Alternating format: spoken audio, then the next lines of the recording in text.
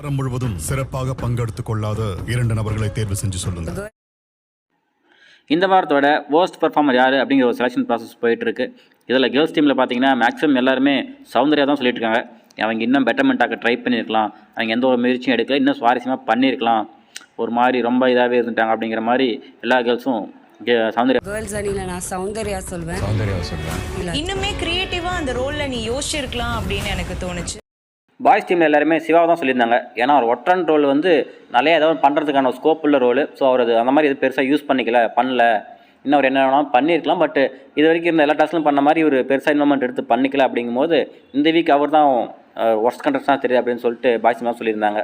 First பெர்ஃபார்மரா Siva bro பார்க்குறேன். Siva bro தான் சொல்கிறேன். அவர் வந்து இங்கே இருக்கிறவங்கள ஒரு சிஸ்டர் பிரதர் ஃப்ரெண்டுன்ற மாதிரியே பார்த்துட்டு இருக்காரு. இந்த முறை பெர்ஃபார்மராக இருப்பதற்கான ஒரு வாய்ப்பு கிடைச்சப்பையும் கூட அதை அவர் பயன்படுத்திக்கலையோ. ஸோ கலெக்டிவாக பார்க்கும்போது 2 சைட்லேருந்தும் சிவா அண்ட் சௌந்தர்யா தான்